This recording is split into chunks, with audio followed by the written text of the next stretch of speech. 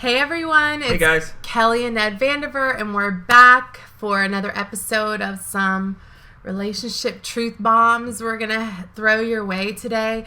Today we're wrapping up the last episode of a series called The 5 Losing Strategies in Communication and Relationship. And today we're going to be talking about the very last strategy. These losing strategies come from Dr. Terry Real's book called The New Rules of Marriage. Dr. Terry Real is our teacher and mentor. And today's topic is again about the last strategy, which is withdrawal from the relationship. And so we're going to get into what it means and what it looks like so that you can become self-aware around this pattern and this losing strategy if it's something you yourself are struggling with or your partner may be struggling with. Because the reason why people have problems in their marriages is because they're unaware of their patterns or how to change them. Yeah. And in order to become a different person and a different version of yourself and change, you have to be self-aware first and foremost of these things that are tripping you up. Yep. And so you really have to dive in and roll up your sleeves and go deep and look at yourself. And that's why we did this series, is to help you become self-aware. And since we're ending our series today about the 5 losing strategies, at the very end, we're going to move into, okay, well, how do I know if it's time to go? Yeah. Right? How do I know if I want to stay in this relationship or not? We're going to be touching on that a little bit as well, and giving you sort of the questions to ask yourself from a mature stance around whether you want to stay or go, and how to look at that from a mature place. Right. So the problem that we're talking about this week is withdrawal. What is it? What does it look like? And basically what it looks like is when you're opting to choose not to work on your relationship. Yeah. You're opting out, and you're opting out of working through the tough topics and the tough times, and you're opting out of working towards repair. And well, I mean, this is an important and really big piece for many people, because they don't even realize that they do this when they're doing it. Yeah. And like many of the losing strategies that most people find themselves not being aware of, this one probably stands out the most because it's one of the easiest to do. Yeah. And one of the easiest to turn to when we're frustrated a lot of times with our partners or with conditions within the relationship. So this is another reason why we wanted to talk about it specifically and really get to the heart of, how this shows up and why it shows up in so many people's lives. Yeah, yeah. And the first thing about withdrawal is that you can never get more of what you want in your marriage by withdrawing. You can't. No. And withdrawal looks different ways, and we're going to get into how it looks. But the cost of withdrawal in marriage is a loss of passion in every sense. Yeah. And when you're essentially telling your partner that it's not worth the fight to work through your issues, you're on what's called a slippery slope. Very much so. Very much so. No matter whether you're,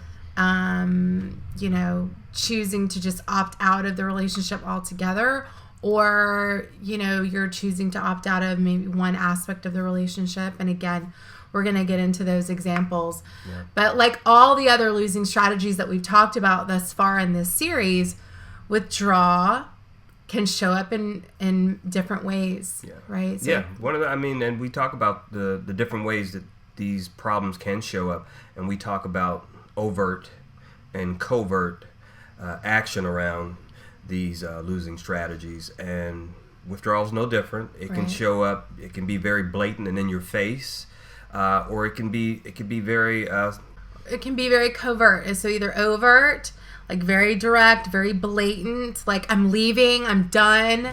Yeah. Or it can be more covert. It can be more passive aggressive. Yeah. And more sneaky, right? So we're gonna get into all the different ways it can look. Yeah. So let's get into that, right? So some examples of how this shows up, right? So withdrawing from the relationship can look like as, dramatic and overt as just stomping out of the relationship altogether. Right. Right? That can be like how it shows up. Well, earlier on in our relationship, and I always talk about early in our relationship because I was probably at my most immature state, within the marriage. But that was kind of one of my go-tos when I found myself frustrated a lot of times. So it's very easy to do that. And a lot of times... Well, but I'm saying stomping out of the relationship where you're just like, done, I'm leaving. But yours was more of like little threats. Yeah, it showed up more like that. It wasn't like you were actually going no, it wasn't about it. I wasn't leaving per se the relationship. I was leaving within the moment where I couldn't handle myself. So this is very different. And this is really talking about just I'm done. I'm going to go find an apartment and move out and find my way. So very different. Right. Stomping out, storming out, leaving, that is one form of withdrawal. Yeah. And another way that we see this show up, and it becomes more drastic as time goes by, that I see this part is a slow decline in the lovemaking and the intimacy and the passion in the relationship. Yeah. I see for a lot of people, they become very frustrated, and this is one of the first things that you mentioned earlier, the passion. Yeah. That fire begins to dissipate and go away because people just you're not connected with your partner. This is probably just one of those natural things that begins to occur. Right. Yeah. And I'll say right here at this juncture, it's the collision of our imperfections as human beings and how we manage through those collisions between one another where the intimacy and the healing takes place that we're seeking. Right. So if you're avoiding those clashes, if you're avoiding the collision, then you're never going to experience the intimacy. You're never going to experience the healing. Yeah. And so when we're avoiding the very thing we should be really diving straight into, that's when the passion wanes, because the passion is found in the fight. Yeah. To keep this thing together and to heal yourself and to heal together. Yeah. So the sex and the intimacy is definitely something that people will begin to opt out of. The attraction isn't there. The polarity isn't there because, again, there's no friction. Yeah. The friction is where you get... Yeah, it creates the heat and the fire. Heat, yeah. So another way that this shows up, the losing strategy of withdrawal, is when a person is being punishing towards their partner. And this is really teetering on passive-aggressive retaliation, where you're covertly withdrawing secretly, all the while you're just being retaliatory because you're not getting something you want from your partner. Many times I see this flavor of dysfunction and this pattern show up when a person has unmet childhood needs that they themselves have not healed and reconciled within themselves. They haven't gone through the reparenting process, which is a skill set that you can learn. It's what we teach our clients to do. But when this hasn't been reckoned with, they will look for their partners to provide this unmet need for them. Yeah. When it's not ever something your partner can ever give you. It's something that has to come from within you. Right. And when they aren't getting what they want from their partner because their partner can never give them what they don't have inside of them, they will then begin to withdraw as a form of retaliation and being passive-aggressive. I've seen this many times, especially with women do this. Yeah. And this is particularly dangerous because we already know that the 5 losing strategies in and of themselves are already, you're already dangerous. Yeah. That's dangerous ground in and of itself. But coupled with the other aspect of unmet childhood needs not being worked through at all, you put these two together, you're talking about super volatile types of activity getting ready to take place. Yes. Because it's both are very dangerous because they're probably coming from the most immature stance you can as an adult. Right. And when you put the two together, you're just doubling up on the action. Yeah, of the toxicity. Exactly. And the negative energy right. in back of how you're showing up in the relationship, how you're showing up for your partner. Yeah. Right? And how you're showing up in front of your kids. Right? If you've got unmet childhood needs coupled with your losing strategy profile and you haven't worked on either one, it's going to be the most immature place that you're going to always be coming from. And, the problem in relationship is just problems of people's immaturity. And huge. Yeah, and that's what you have to work through. Yeah. So another reason why some people withdraw in relationship is because they have a distaste for retaliation. They can be motivated by that to withdraw. Yeah. Because they don't want, to retaliate. They really don't want to rock the boat at all. Right. And so they'll just withdraw. And this goes back to what you said. You've said before many times. If we don't have a skill set, a healthy skill set, to turn to in times of questions of how to show up, how to respond, withdrawal away from what we would consider to be a retaliatory response is our go-to. Right. We're trying to avoid fighting even more, and we think this is helpful. But again, like you said, it becomes even more damaging because you're never dealing with the problem and you're never consulting with your problem in a way that you can find resolution. Right. Yeah. Which is huge. Yeah. And before you can ever deal with relational problems, being in relationship, you have to deal with your personal problems. Your stuff. Yeah, your stuff first. Yeah. Reluctance to be vulnerable is another reason why people withdraw in relationship, because they have a reluctance to open up and talk about their emotions, talk about their feelings. Men really have this problem where they have this blueprint, right? Like this subconscious paradigm where it's like anything opening up about my emotions, being relational is feminine. And that is such a misconception, and it is like shooting yourself in the foot as a man if you cannot open up emotionally. Yeah, and I'm going to talk about this just for a second, because I know the importance of really finding it within yourself as a person.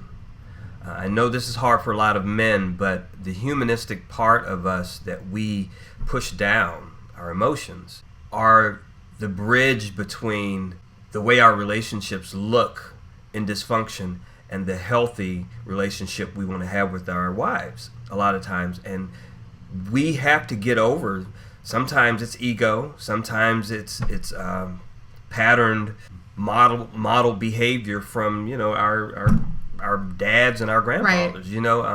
Historically we know where this comes from. So it's important that the men begin to really tap into that part of themselves and not look at it so much as a feministic quality as much as it is a human quality. Right. And a need that we show up for ourselves first and foremost, but for our partners, so that we can tap into that communication and that level of intimacy also, that it that type of attitude creates a barrier for us also.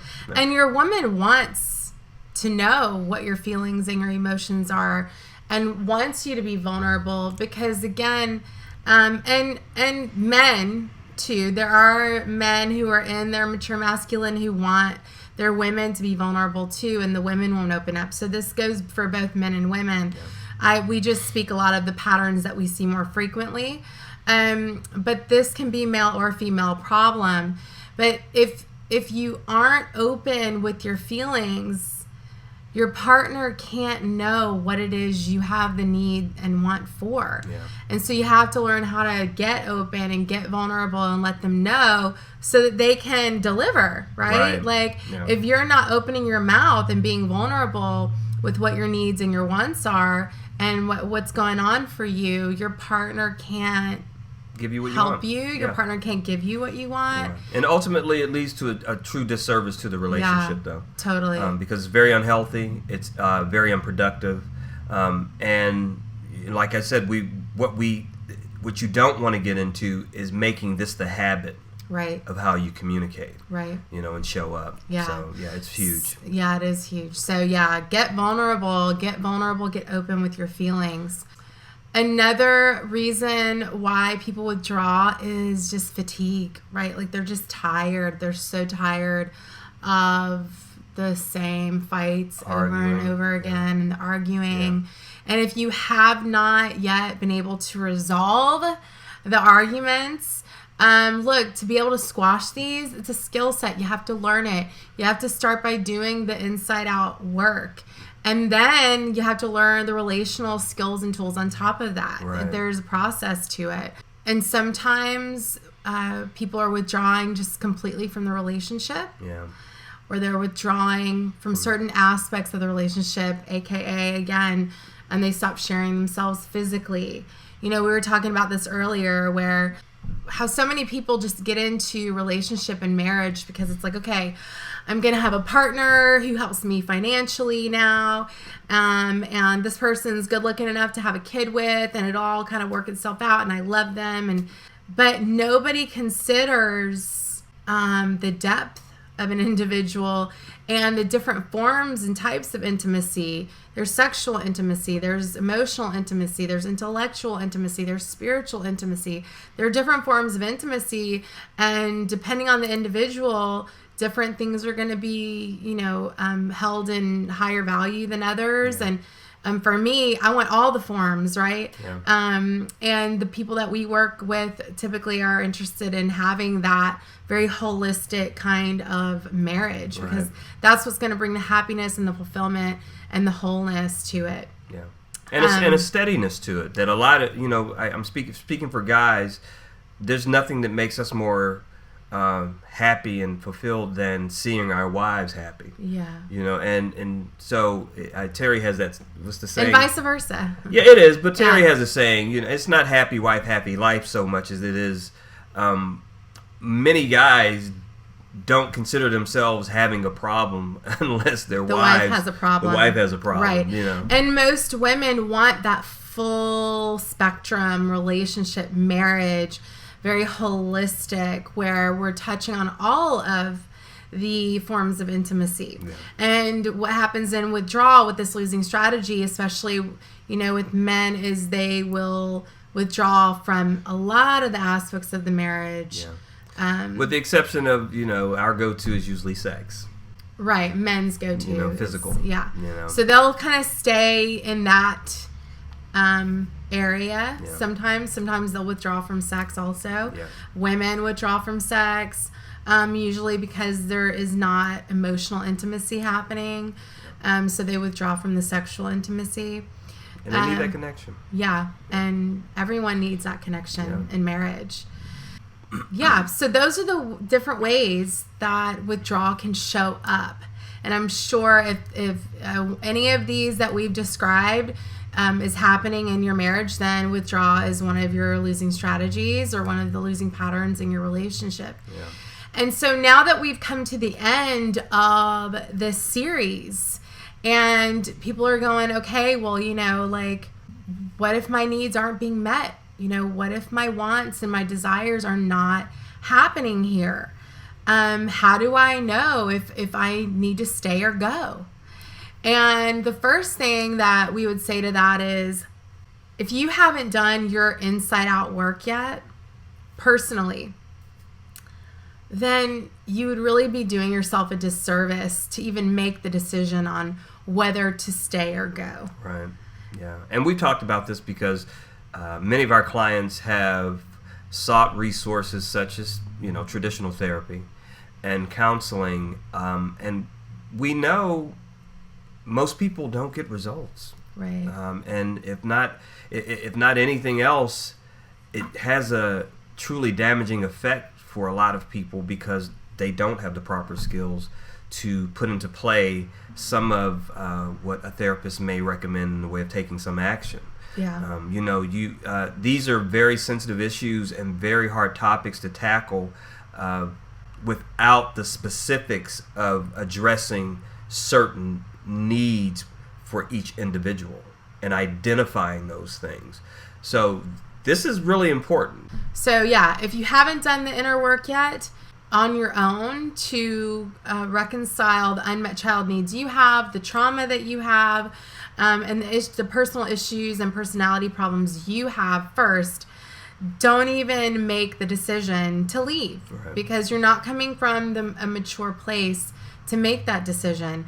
Unless you're in some sort of abusive relationship dynamic, where there's physical abuse, there's narcissistic abuse, definitely we recommend leaving those kinds of relationships. And if you don't know if you're in a narcissistic abuse or physical abuse situation, you can schedule a call with us. Let us know what's going on in your relationship, and we can let you know whether or not you're in an abusive situation and how to remove yourself from it. Right. Because I have been in that situation, and I have worked out of that situation and found healthy, loving relationship after. So it's possible for anyone to do the same if I did it.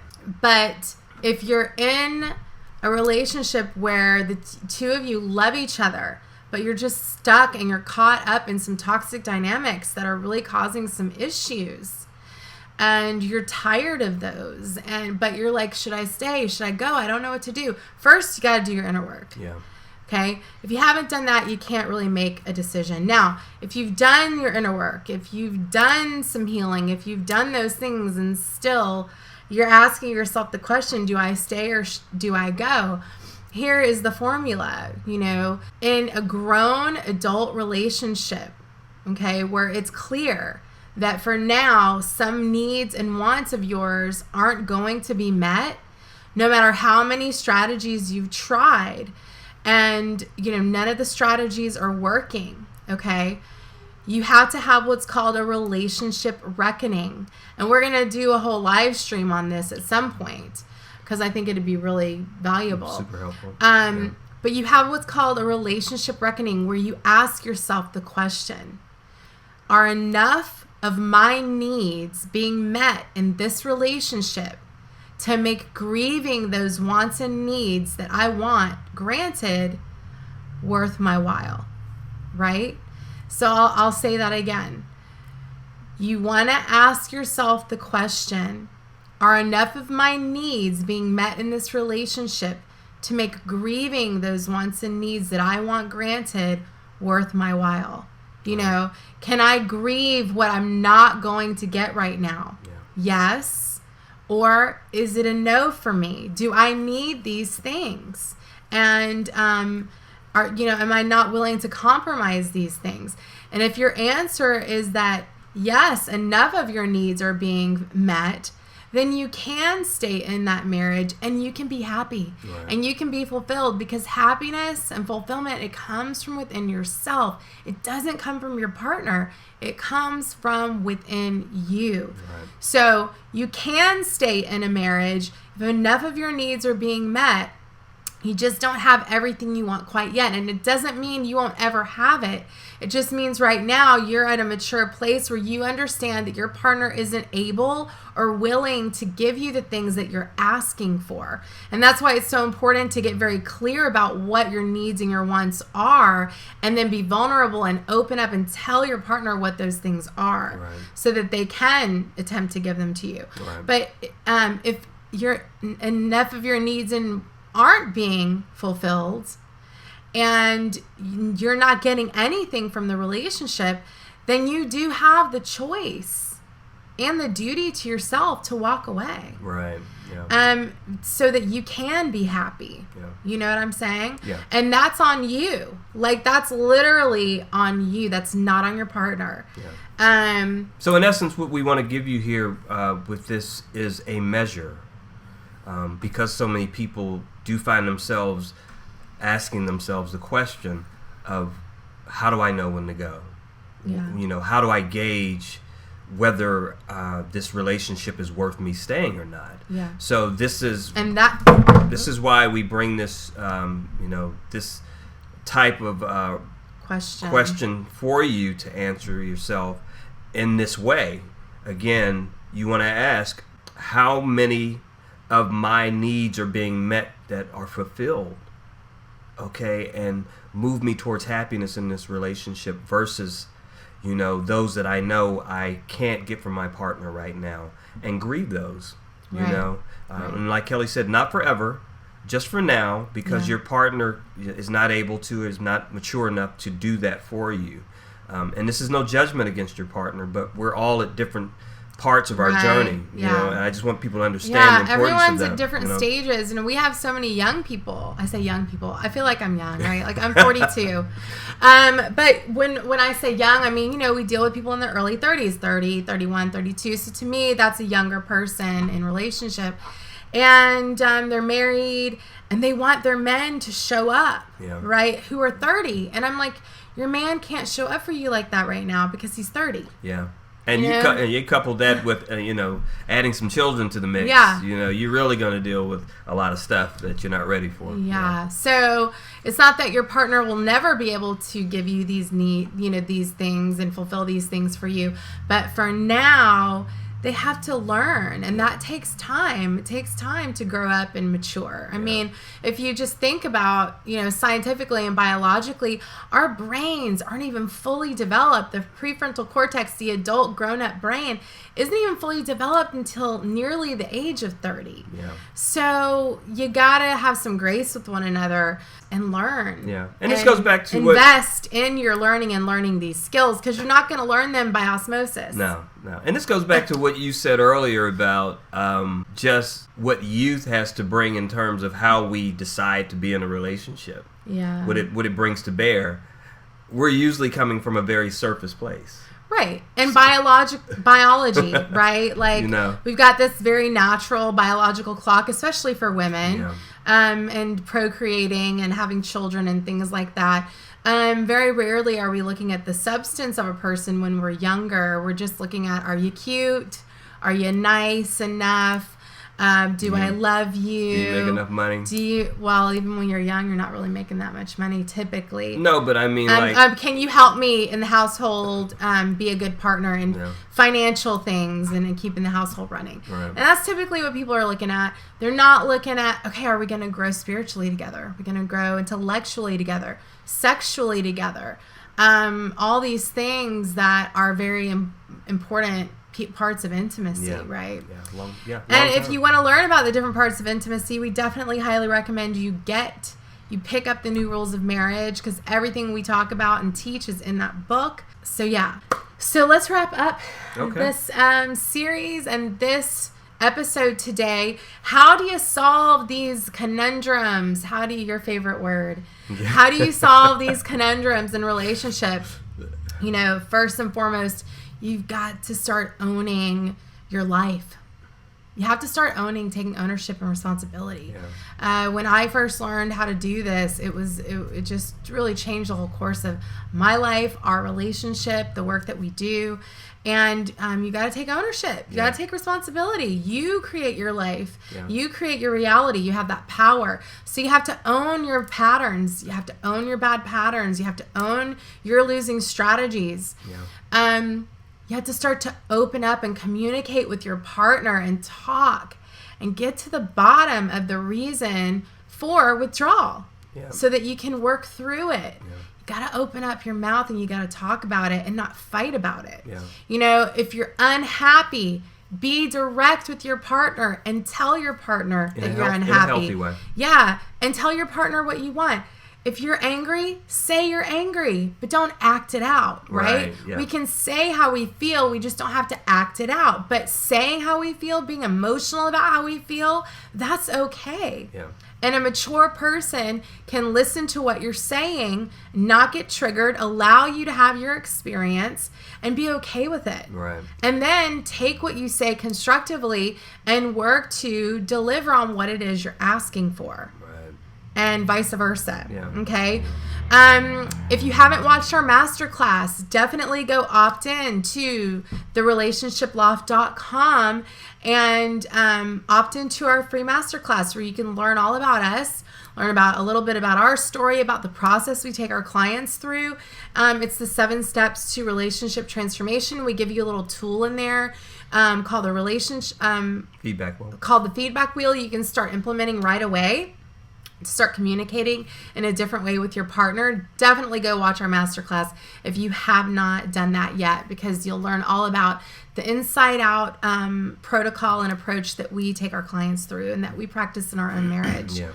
And if you're struggling in your relationship and you are tired of the same old, and it's just getting worse and you can see your marriage unraveling before your eyes, or you just want your relationship to be better and more connected, if you're skating on thin ice and you're on the verge of divorce, if you're single and you're tired of, attracting these toxic, unavailable, immature partners, definitely book a call with us. If you're wanting to focus on this area of your life right now and do some work, and if you want to explore whether or not we can help you create the marriage you desire, or the relationship that you desire, if you would like to do that and you're interested in that, we'll put a link below in the comments for you to book a call with us, where it's a get to know you call. It's a discovery session where we're getting to know you. We're getting to know what the issues at hand are. And if we can help you, we'll let you know how we can help you. We only work with people we know 1,000% we can help. And if we can't help you, we are very well connected, and we will give you the next steps for you to take for you to start your healing journey now. Yeah. So that you can work towards having the relationship and the life and the love that you desire and deserve. Yeah, definitely. And not only that, one more thing. We said we were going to put a link below, but you can also reach us at our physical location at 678-721-4244. Yeah. Okay. And if this served you, please like it, share it, tag a friend who needs to hear this message, and or screenshot it and text it to your friend who needs to hear this, because having issues in relationship can be a very isolating experience. A lot of people think they're the only ones who have problems, but I promise you 99% of people have problems in their relationships, or 99.99. Yeah. Right? Yeah. And so thank you so much for tuning in, and we will see you on the next episode. Bye guys.